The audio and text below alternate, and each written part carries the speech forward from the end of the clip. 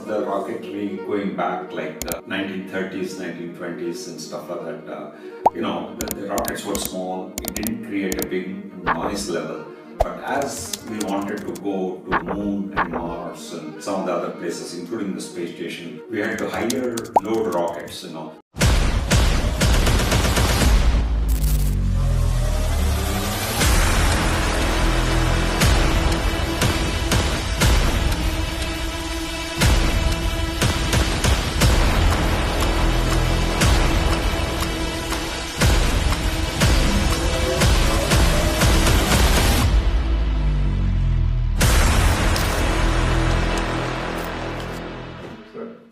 Today we have Ravi sir.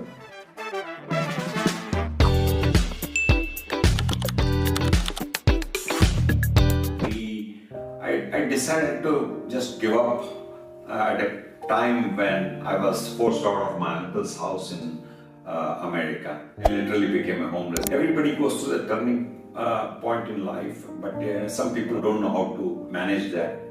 But luckily, God was good, plus I had good mentorship from IIT Chicago professors, Dr. Kumar, which helped me to strengthen myself.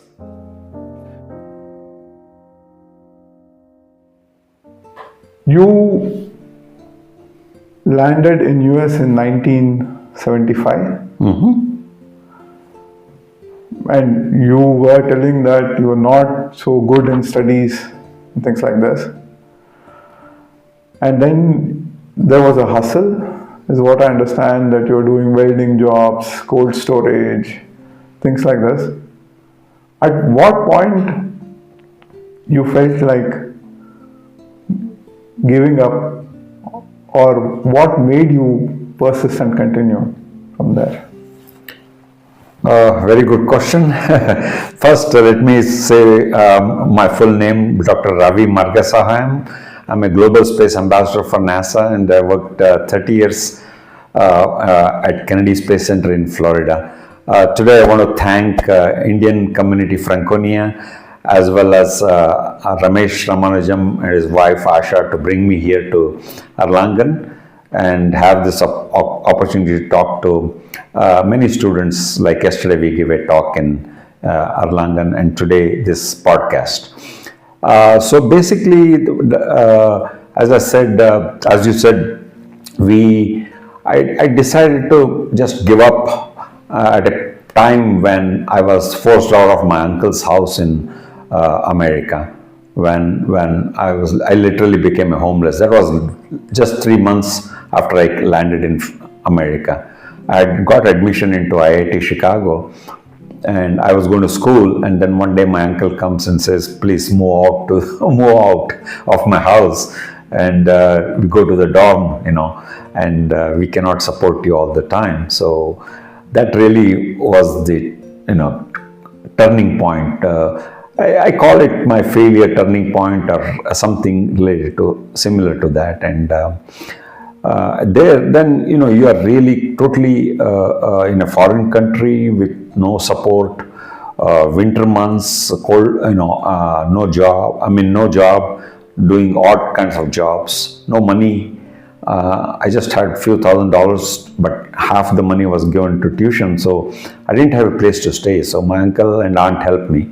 So I'm not negative about that, but on the same token, it gave me something profound sense of abandonment, which I had to overcome, and that helped me to strengthen myself, and it gave me more conviction to be to continue my journey. Because my dad had told me that don't come back without good success and story. So I would say everybody goes through the turning point in life, but some people don't know how to manage that. But luckily, God was good. Plus, I had good mentorship from IIT Chicago professors, Dr. Kumar, which helped me to strengthen myself. It was said that you met Tenzin Norgay. Tenzin Norgay. Norgay, and then he suggested that you have to find your own mountain. Did you, when you were in the launch pad 39A, did you feel that you found the mountain after all the struggles and? Yeah, when I came to NASA, I knew something was big, because, systems are huge and you get overwhelmed by seeing this huge rocket, which you have never seen in your life, and all the launch pad and all the infrastructure.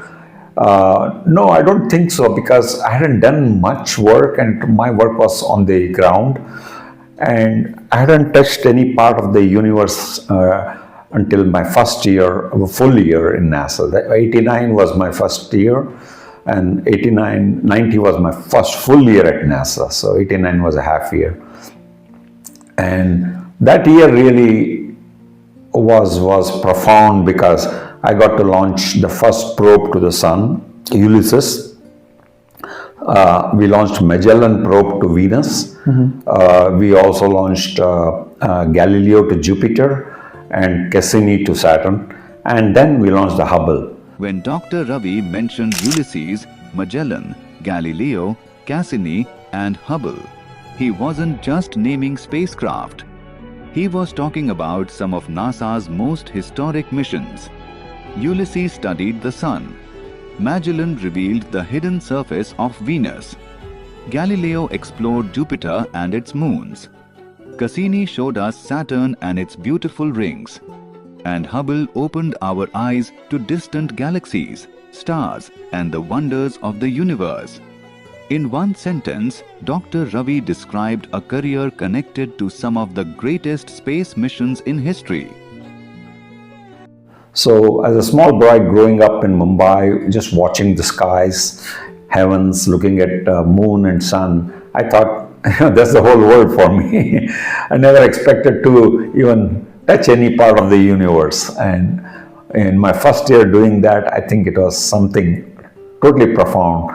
But yeah, as we go along, I'll talk a little bit about Mars and other things. But yes, it was a great feeling to be doing something profound, which not many people can do, especially a small boy coming from Mumbai, working on the first time to work on the launch pad. I was the only first Indian to work on the launch pads. And it was very satisfying. My journey at that time, I felt that, there was a purpose. Nice. At least in one of the previous talks, we found out that you had told that the Sangam was a movie that inspired you to have the ambition or vision of flying orbital rockets or something like that. So, what would you think the 10-year-old kid would see you here, and would he imagine what you have done today? I guess not, because I always tell people that destiny is not a matter of chance. It's a matter of choices you make along the way, and many choices I made were wrong. It led to failures, but failures are a stepping stone for success. You learn more from one failure than 1,000 successes, and most importantly, it makes you stronger. And it gives you the possibilities thinking, we call it in NASA, where you look at a problem and say, hey, there are many possibilities. All complex problems, according to NASA, we feel that there is a simple solution if you think about the possibilities. Is there some story that you can actually explain us where an unconventional or a persistent problem was solved? Definitely. I mean, many times we felt that, when we, one of the things I did personally on the launch pad was integrating the rocket. We call it the SCI, Systems Engineering and Integration. That was very important because we have 3 million parts on the Space Shuttle, and and we have to integrate hundreds of thousands of systems, and these systems have to work together. And the only proof of test is the launch, really. Until then, we cannot test it as an integrated, full-scale system. When Dr. Ravi talks about systems engineering and integration, he is describing one of the most important roles in space exploration. A rocket isn't a single machine. It's a complex network of engines, computers, sensors, fuel systems, and thousands of other components, all of which must work together perfectly. The challenge isn't just building these systems. It's making sure they operate as one, without a single mistake. Because in spaceflight, even one small failure can cost an entire mission. That's why systems engineering and integration is often called the backbone of every successful rocket launch. So yeah, at that time we always think about what can go wrong, and it's not that we are afraid of it, but also we are worried about it. So what we didn't know for 100 launches is that there is a tiny frequency coming from a bearing on the crawler, which is humongous already, and we are carrying 18 million pounds to the launch pad, 9 million kilos rolling to the launch pad. It takes 8 hours at 0.8 miles per hour, and some of the frequencies coming were 0.01 hertz, 1/100th of a hertz. You multiply that by 8 hours of loading, you are talking about millions of cycles, and we started getting fatigue on the structures of the rocket, which we never anticipated. And that took us a long time to really fathom how a tiny frequency can hit the shuttle going through the 18 million pounds of load. When Dr. Ravi talked about the acoustics of a rocket, what was he trying to tell us? He wasn't just talking about how loud a rocket sounds. What he meant is that when a rocket launches, it creates incredibly powerful sound waves. These sound waves are so intense that they can shake the rocket itself and even damage its structure or sensitive instruments. That's why NASA carefully studies and controls rocket acoustics before every launch. Dr. Ravi's message was simple. In spaceflight, even sound can become a powerful force. That was also one of the questions I had, is to tell what is the acoustic part when you start a rocket, and then what is it that actually first of all happens acoustically, and then how is it sound as such is important for this part, and what can actually be found out, and is there something that you can identify or even destroy rockets? Yeah, well, in the early part of the rocketry, going back like 1930s, 1920s and stuff like that, the rockets were small. It didn't create a big noise level. But as we wanted to go to Moon and Mars and some of the other places, including the space station, building the ISS, International Space Station, we had to have higher load rockets, so basically this weighed about like 5 million pounds or something, or 2.5 million kilos. So to put 5 million pounds up in space, you need like 2 million pounds more thrust of the rocket, and that becomes a big challenge. And the bigger the rocket, more thrust you need. More thrust means you have to provide more fuel. When Dr. Ravi said, the bigger the rocket, the more thrust it needs, it sounded simple. But the science behind it is truly fascinating. Bigger rockets carry more fuel, heavier payloads, and advanced equipment, making them much heavier than smaller rockets. To lift this enormous weight against Earth's gravity, the rocket engines must generate a much greater force called thrust. Thrust is the powerful force that pushes the rocket upward into the sky. That's why the world's largest rockets use multiple powerful engines working together to produce enormous thrust. Without enough thrust, even the biggest rocket would never leave the ground. Simply put, the bigger the rocket, the more thrust it needs to successfully reach space. and we have both liquid rocket fuel, liquid oxygen, liquid hydrogen. On the other side, we have solid rockets. So these create tremendous noise, what they call as ignition overpressure peak, which is basically when the rocket exhaust comes and hits the ambient atmosphere.